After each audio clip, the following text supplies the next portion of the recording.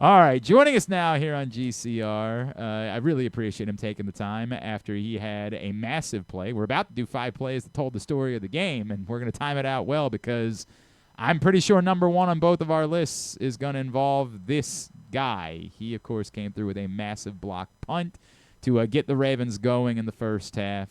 He is Ravens special teams ace and linebacker Jake Hummel, and he is with us this morning here on GCR.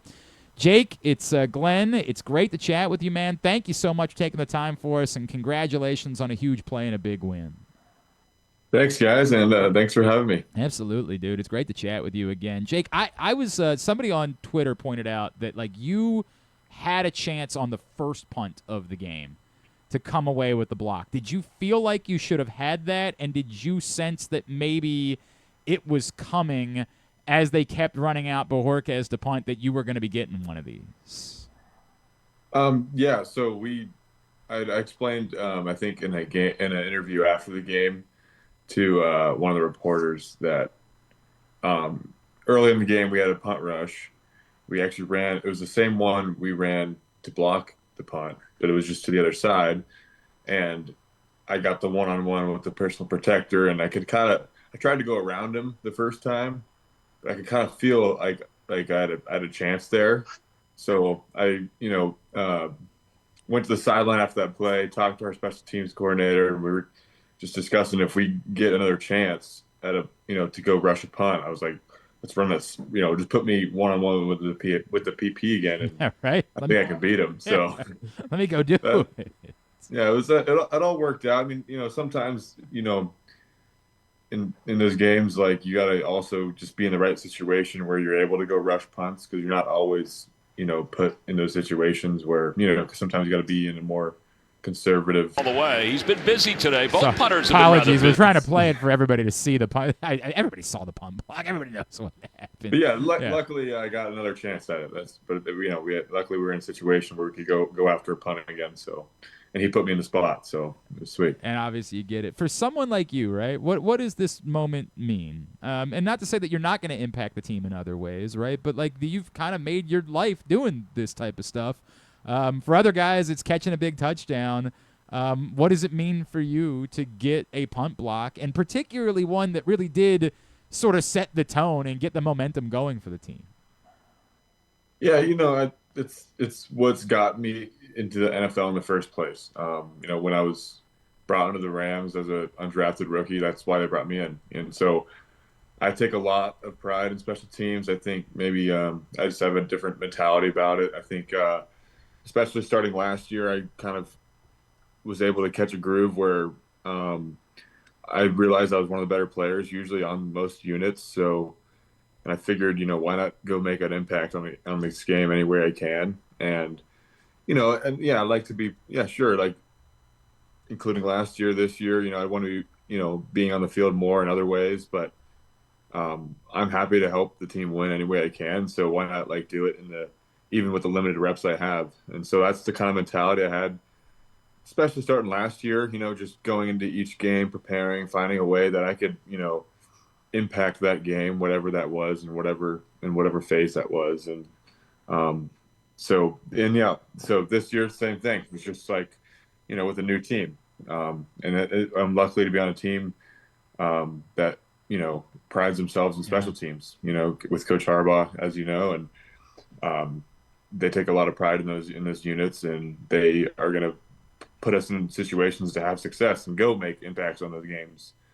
And I can't, I don't think that's the case with, some other teams. So, Jake, was there someone in your life that helped you fall in love with that? Like you talk about your mentality and doing the dirt and like this, I'll love doing this because it's going to get me my shot. But did it require a conversation with somebody, or I know something about you, something that you went through that made you say like, hey, this other part of the game that people don't love, I'm gonna fall in love with it, and I'm gonna make it something that I'm really, really good at in order to carve my path forward. yeah, that started all the way back in college. Like I knew the fastest way of getting on the field was proving that I could play special teams and that they could trust me to be on the field through special teams. So it literally started from there. My freshman year at Iowa State, we had a good special teams coordinator Joe Houston, who let he kind of like emphasized that to us freshmen, and I was kind of one of the guys that listened, and he also pled my case to the head coaching staff and to get me on the field early, even if it meant limited reps on special teams. So that's kind of how it all started, and then and from there I've always recognized the importance of special teams and being able to. It's just it's like getting your foot in the door type thing, and then from there you just prove your worth even more and more. And so by the time it got to the league, it was kind of like the same story. I had to kind of start over again in terms of earning a team's trust, and I knew that was my way. So, man, it's worked out really well for you. Obviously, it's given you a really nice life. Jake Hummel is with us after his heroics on Sunday. I also enjoyed because we regularly after turnovers we get to see defenses go down and pose a little bit. I love that the punt block team, you guys, seeing you put the hand up and go down and celebrate together.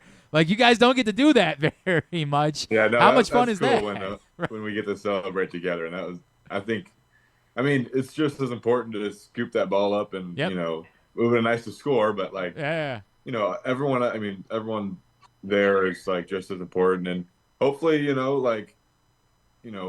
my ability to block that punt draws more attention to me and opens up some lanes for some other guys later on this year to have a chance. They're not going to leave you one-on-one with the protector anymore. Right. I think people will be thinking about me more, and maybe someone else would come free type thing. So I think whenever you put a pressure on the other team like that, it only helps. So Jake, take me through too. Do you now talk to other guys, guys that get special teams roles that maybe have been college football stars, that have been guys that have only ever been told how good they are, and now do you share that message with them? Dude, look at the life that I've created for myself by doing this. Do you have guys that sort of talk to you about that as they take on their roles? Yeah, I think a lot of guys, especially I was luckily like I said, I played a lot of teams in college. That's how I earned my reps early, and then I grew on. I grew into a starting linebacker position, but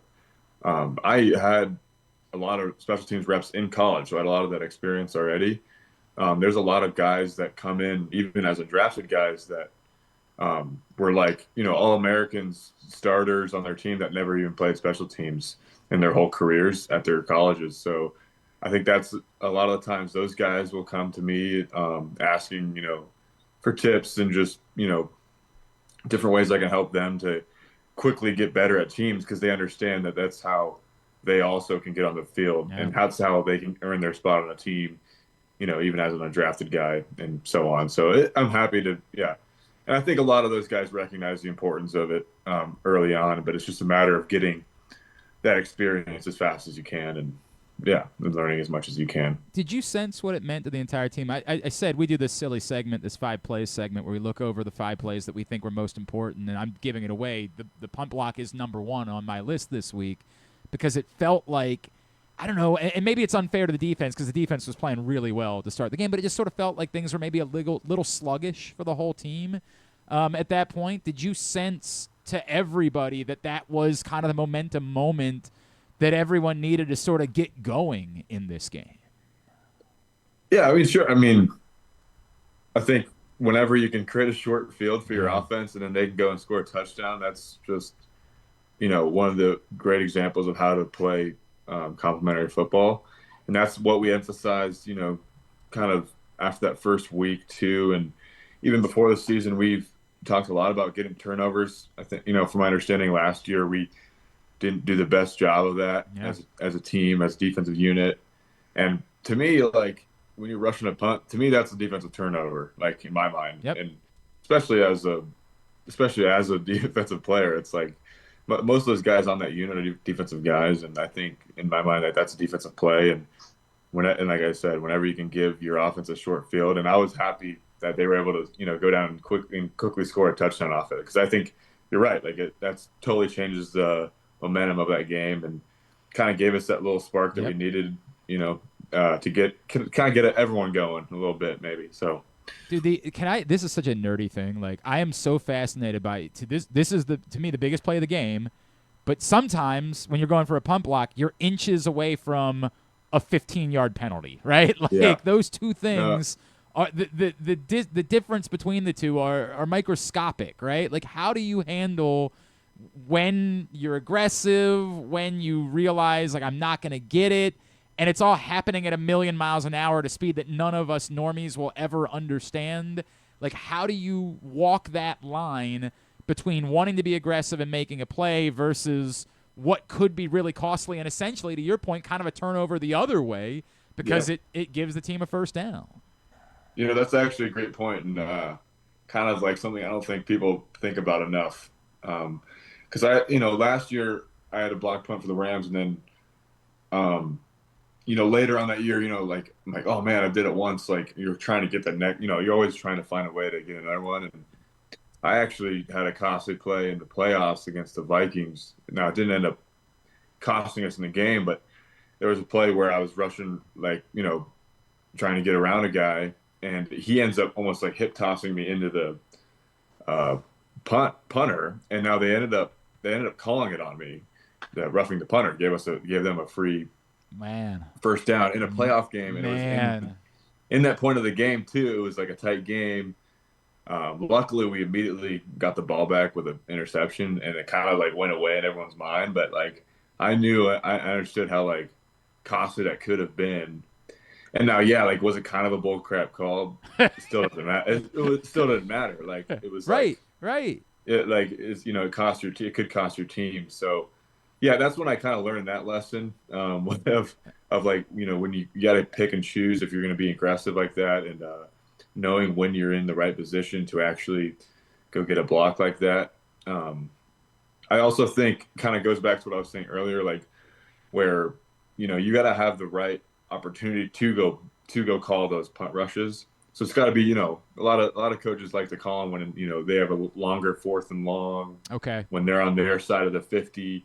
So if you do have a costly play like that, it's not as bad as being on your own 30-yard line now instead of their 30. It's like it's just kind of a situational thing as well. But I'd say it's just you got to like know even in the moment of the play, just like am I going to get there or not, and when to pull off and when to keep going type thing. But it's a gamble every time, but it's just something you got to do. Hey man, when it pays off, it's massive. It's That's massive. Right. That's right. Am I correct that you just had a baby? Or yes, maybe not you, but you and your wife just. My wife had the baby, but it is mine. Was this your guys' first? Yes. Yeah. So was the baby at the game, or that not? Yeah, he was. Dude. It was really sweet. It was his first football game. He won't remember it, but we will. You'll tell that story forever, man. His first game, and first home game as a Raven. It was really cool, man. It was just a really cool day, and good way to start the year. Okay, so I got 2 little boys. I got a 10-year-old and an 8-year-old, and now talking about this type of stuff, I become an utter softie when it comes to this. This is so cool, man. No, it is. Cool. And that's Did you? I 100% agree. Did you get the ball by chance? I did. I got the ball. So, like, maybe that becomes a gift for him one day down the road. Like, maybe that. Something like that. Yeah, man, it's pretty sweet, dude. That's the good stuff, bro. Like, that is the good stuff. Yeah, man. Yeah. It is. What's his name? Hudson, dude. Congratulations, first of all. That's awesome. That's really cool, and what a special way for him to be at his first football game to see Dad. I get it. He didn't. Well, you're right. He'll never have a memory of it, but you'll be able to tell him that for forever, man. We got all the pictures, and it's a cool story for us, and that is awesome. Did you happen to see the Iowa State account that juxtaposed your special teams play with a special teams play that a certain former Hawkeye maybe had in the Pittsburgh game yesterday? Oh, I didn't see that tweet, but I know the play. You know what I'm referring to? Yeah. So maybe just another win for the Cyclones this week. That's a little different, but we'll take it, I guess. That'll fit the case. Jake, seriously, man, so happy for you and for your family. What an awesome moment, and what a big win. I guess I would be remiss after everything you guys went through, and I know you weren't here for it, but around here we made so much about, hey, the Ravens, this has happened before to the Ravens where, had a fourth quarter lead and haven't hung on. what did it mean to everybody to just make sure you got this win and it didn't snowball? And how much did you guys talk about that, and how good did that feel to come out of it and sort of wipe that taste out of the mouth? Yeah, I thought it was a great way to respond to that first week. I think that first week too was a good reminder of just, that's a good football team that, we probably should have beat. And it's also a good reminder that, like, if you leave that door open for, I think, any team in this league, like, they'll find a way to get back into it. The players are too good, and the teams themselves are too good. So I think this week was a good example of just staying locked in for all 4 quarters and keeping that energy and more of that attack mindset all the way through the end of the game, is rather than kind of letting up in any way.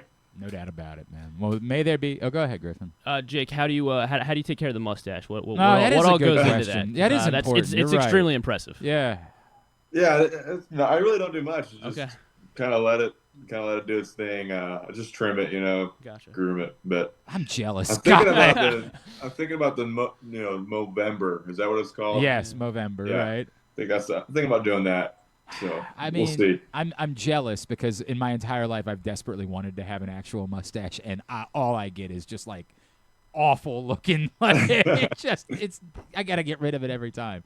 So the fact that you don't have to put effort into it kind of makes me mad, and I'm so jealous of that. Yeah, maybe I'll just go straight mustache for the mustache. Dude, it is a sharp look. It is a really sharp look.